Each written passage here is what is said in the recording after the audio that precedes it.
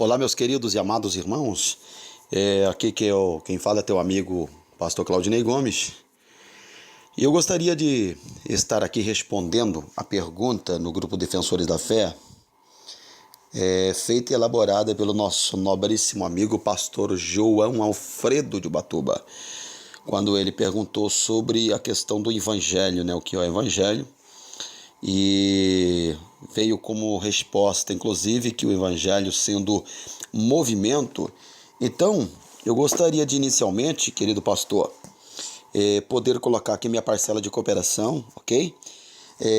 Fazendo menção da palavra do eterno Deus, no livro de Gênesis, capítulo 1, laureando versículo 2, interessante pensar quando a Bíblia diz que a terra era sem forma e vazia, e havia trevas sobre a face do abismo, e o Espírito de Deus pairava sobre a face das águas, Inclusive, aqui está a primeira aparição do Espírito Santo na Bíblia Sagrada, que ele não tem nome de santo, ele vai passar a ter nome de santo na nova aliança para santificar os que são redimidos pelo sangue de Jesus. Disso nós já somos propriamente sabedores, porém, há uma linha de raciocínio a se pensar aqui, que a Bíblia diz que ele pairava. A palavra pairar significa incubar, e a palavra incubar é mandar calor.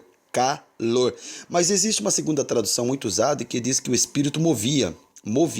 Quer dizer, quando se movimenta algo, gera o quê? Calor. Ok, então a segunda tradução também gerou para as questões de caloria.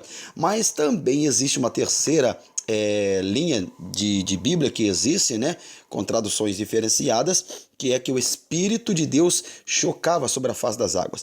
Interessante, senhores, pensar que quando a galinha ela choca ovos para gerar pintainhos, ela está proporcionando o quê?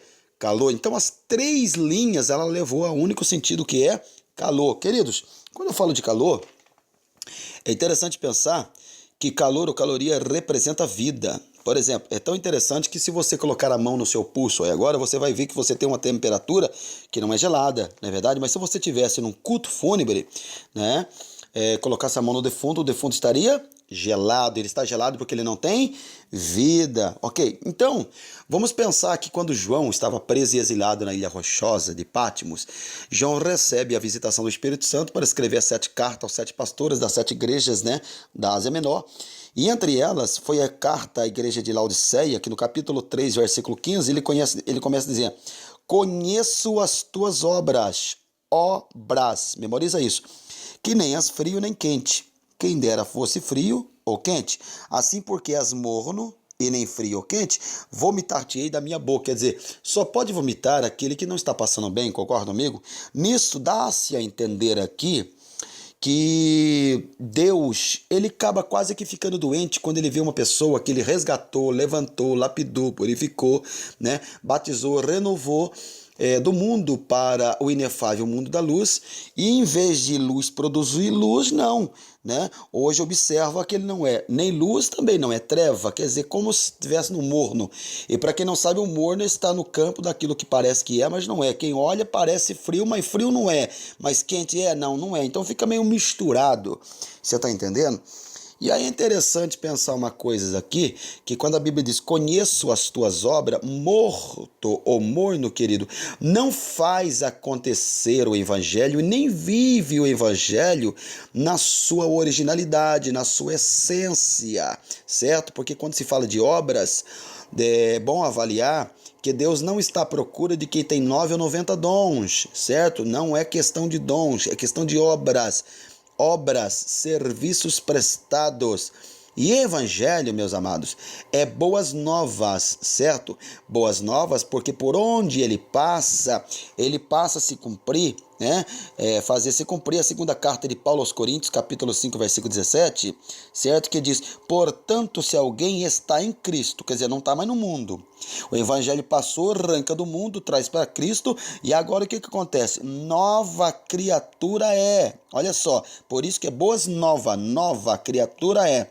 E as coisas velhas já passaram e tudo se fez novo. Quer dizer, resumindo, quem fumava, fumava e não fuma mais. Quem bebia, bebia, mas não bebe mais. Quem mentia, não mente mais. Quem prostituía, não prostitui mais. Quem enganava, não engana mais. Quem passava cheque sem fundo, não passa mais. Não é verdade? Quem fofocava não fofoca mais, não é verdade? Quem tinha orgulho, ciúmes, inveja, prepotência, arrogância, ego, não é verdade?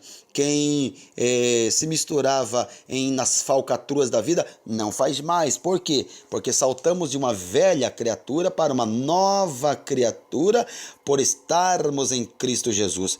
E é interessante, senhores, pensar que o Evangelho ele é pautado em cima de pelo menos duas coisas. Que duas coisas? São duas coisas que o evangelista Mateus destaca com muita precisão. Em Mateus, no capítulo 22, laureando o versículo 37, queridos, interessante que a Bíblia diz assim. Deixa eu até fazer questão de ler aqui, eu sei de cor, mas eu vou fazer questão de puxar a leitura, que aí fica aqui, ó, já achei aqui, ó. Respondeu-lhe Jesus, versículo 37, amarás o Senhor teu Deus de todo o teu coração e de toda a tua alma e de todo o teu entendimento. Este é o primeiro e grande mandamento. O segundo é semelhante a este, amarás o teu próximo como a ti mesmo. Desses dois mandamentos depende toda a lei e os profetas. Isso aqui é o evangelho, pronto, resumi, isso é o evangelho. Amar a Deus sobre todas as coisas é amar a Deus sobre, acima do dinheiro que você tem, acima de você, acima de qualquer coisa, meu querido. E amar o próximo como a ti mesmo é resumir dizendo que aquilo que não serve para você não serve para o teu próximo, meu irmão, certo, meu querido? Isso aqui é o evangelho na sua essência.